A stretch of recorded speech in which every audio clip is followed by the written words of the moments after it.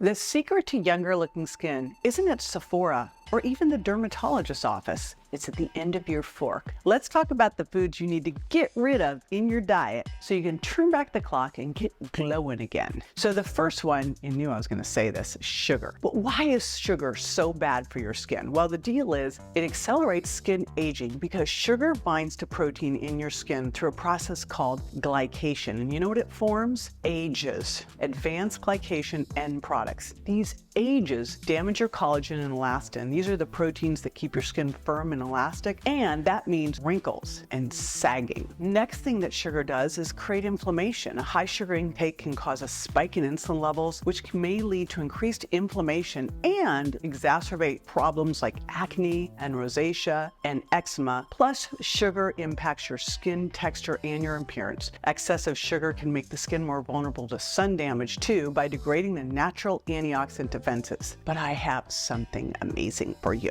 If you need a little sweet, what you're gonna do is swap out the sugar for something called allulose. Now, here's what's super cool about allulose. It's known as a rare sugar, comes from things like dried fruit and maple, but it doesn't have any calories because it isn't really absorbed. Now, it doesn't also impact your blood sugar insulin levels. So it's great for you if you're insulin resistant or diabetic, or you want to become more insulin sensitive, which is all of us. It also can aid in weight management and calorie reduction because again, it's got 0.4 calories per gram. It's like negligible, and it lowers the blood sugar response to a meal, and it raises GLP-1, so you actually feel fuller after you eat it. It has a glycemic index of basically nothing. Again, not only does it not raise blood sugar, in the right amounts, it can actually lower blood sugar, and it also doesn't promote tooth decay or cavities because it doesn't ferment in the mouth like other sugars. It's very similar in taste and texture to sugar. However, it's not quite as sweet, so you might need to use just a little bit more. Plus, it can help with metabolic health. It may reduce liver fat accumulation and improve your lipid profile, and it acts as a prebiotic, so it can be good for the growth of beneficial gut bacteria. Now, if you've tried some of these sweeteners out there and you're like, oh my gosh, they make me bloated or they give me diarrhea, this one doesn't do any of that either. So it's got all of these good things. I think of it as a therapeutic sweetener and none of the bad. Next up, you've probably heard about seed oils, and I'm gonna instead talk about bad oils or damaged oils, because here's the thing, it's actually what's been done to the oils and the balance of them. What you want to avoid is a high omega-6 to low omega-3 balance. Now, we need both omega-6s and omega-3s in our diet. They're essential fatty acids, but too much omega-6 can promote inflammation and contribute to chronic disease. Again, too much omega-6 can make you more inflammatory, which can lead to things like arthritis and heart disease, but also the bad processing can oxidize them as well, which also creates problems. Now, one of the other things you'll see with a lot of these vegetable oils is that they come from genetically modified crops. And a lot of times the challenge, they've modified them to be able to withstand pesticides, so they use more pesticides, and toxins love fat, so you've got little toxin sponges. So you've got these oils that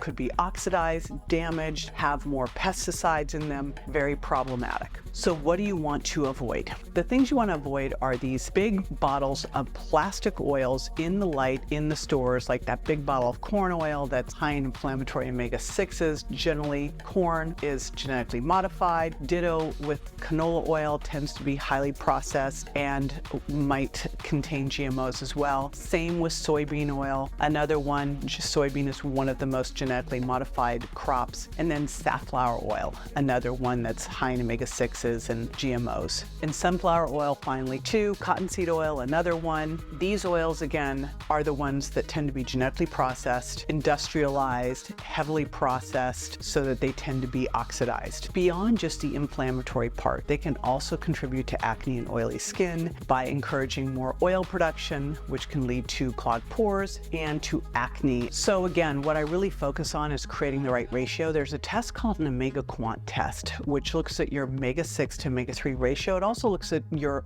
fatty acid levels in general, and it's a great test to do, really inexpensive, and you can do it at home. And that will show you where you're at. If you find that you've got a big high 6 ratio, you'll want to push more of the 3s for a bit to get you back in balance. But there are some 6s like almonds and sesame seeds and eggs and in walnuts, and something called GLA or gamma linolenic acid, which is another essential omega-6 fatty acid, which actually is used to help support good skin health because it reduces inflammation. It can help with things like eczema and psoriasis. It can help actually balance hormones and regulate your menstrual cycle and ease PMS and help with heart health and cholesterol levels and reducing inflammation in the blood. It's probably something you've never heard of because it's not in things we would normally eat. It's in evening primrose oil, borage oil, or black currant oil. There was actually a study done in 2005, and it was published in the International Journal of Cosmetic Science that found that evening primrose oil positively affects skin health in adults. They took evening primrose oil for 12 weeks, and after that time, skin was more moisturized, less dry, stretchier, firmer, less tired looking, and smoother. So here's what I'll tell you. Back when I was struggling a lot with my skin before I discovered that dairy was causing a lot of the problems, and if I'm working with someone who's got any skin issues, GLA is what I'll look at adding in. What you want to take out are these damaged, industrialized seed oils and swap it out for things like extra virgin olive oil. Now, I especially love extra virgin olive oil because it's got these polyphenols that are antioxidants that help protect the skin from environmental damage and can also reduce the signs of aging. Plus, olive oil can help with your skin barrier because it's got these healthy fats that improve the skin's barrier function, which then help retain moisture and protect against irritants, and it's also anti-inflammatory. Extra virgin olive oil can help reduce inflammation and calm the skin and get rid of some of that puffiness. Now, I alluded to this already.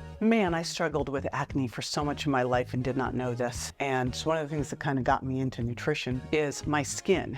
Dairy was a huge trigger for me, and it's a huge trigger for a lot of people because dairy can increase insulin levels and something called insulin-like growth factor. And these can boost your oil production and make acne worse. Dairy can trigger an inflammatory response. It can potentially lead to a bunch of different skin conditions, but really specifically acne. So there was a study in 2018. It was a meta-analysis and a systematic review. It was published in Nutrients, and it found that consuming any dairy, including full-fat and low-fat options, was linked to higher odds of developing acne. Because what I found in looking at food sensitivity tests was that the top things that people tend to react to are dairy and eggs, and that especially when I start to look at skin, the first thing that I always do is pull out dairy products. And what I have people do is just pull them out and swap out. It's so easy now because there's so many different options out there for different types of yogurts and milk. So if you're doing dairy milks, you can swap it out, or dairy yogurt, swap them out for nut yogurts, nut milks. Just watch those to make sure they're not putting in damaged oils and sweeteners. Next one, alcohol. So what does alcohol do to your skin? Well, first of all, it's a diuretic. So it actually can dehydrate your skin. A diuretic encourages your body to get rid of water, so it can lead to dehydration, and then that dehydrated skin looks dull and flaky and dry. It also impairs your skin barrier function. It weakens your skin barrier function, which makes it more susceptible to things like bacterial infections and environmental pollutants and signs of aging. Plus, it promotes inflammation and oxidative stress. It increases the inflammatory response and produces free radicals, which accelerates your skin aging and exacerbates inflammatory skin conditions. So if you're going to drink,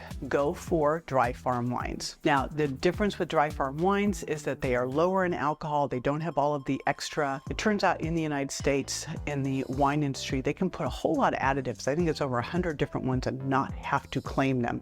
So you don't have those additives. They're clean wines. They're lab tested and they're lower in alcohol. So if you are drinking, stick with dry farm wines. And if you are suffering with any rosacea or any of these types of things, try some sparkling water for a while. Rotate it out. Now, if you want even more tips, I have a free guide that I made for you. It is called Inner Wellness, Outer Beauty, Your Anti-Aging Cheat Sheet. And I put it at jjvirgin.com/anti-aging. And in it, I talk about skincare, I talk about food, stress management, supplements, and more. Now, speaking of supplements, there are two that I'd love to call out right now because these make such a difference. One you probably wouldn't have thought about for skin, and that is enzymes. Now, enzymes are going to do a couple different things. They're going to improve your nutrient absorption, and they're going to help break down nutrients in the diet more efficiently. And that means that your skin is going to receive these nutrients, vital vitamins and minerals for health and repair. Plus, they're going to aid in digestion, which again reduces inflammation. And I'll tell you what was interesting. One of the things that I noticed when I first started taking enzymes was that they immediately had, I had a little bit of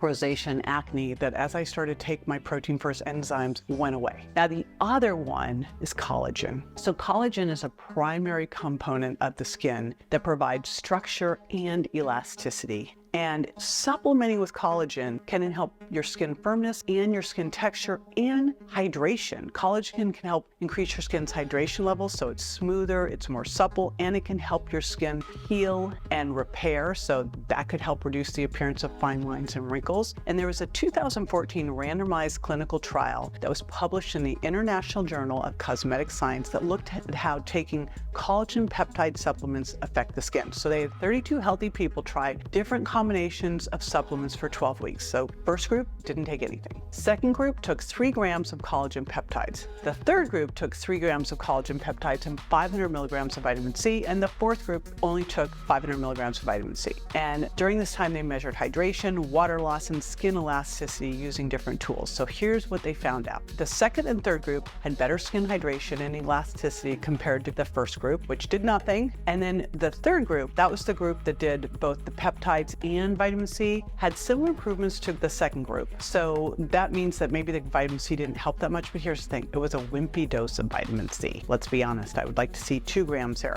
But what the study did suggest was that taking collagen peptide supplements can make your skin more hydrated and elastic, which is great for your skin health. I take collagen for my skin and for my muscles. Now, and my joints. Anti-aging isn't just about younger looking skin, right? You want to make sure that you're turning back the clock on the inside too, so that you can age more powerfully. I feel decades younger now thanks to the habits I've developed over time, and I share it all in this next video on my best anti-aging advice that I have for you in my 60s, things I wish I knew and had started sooner. So check it out.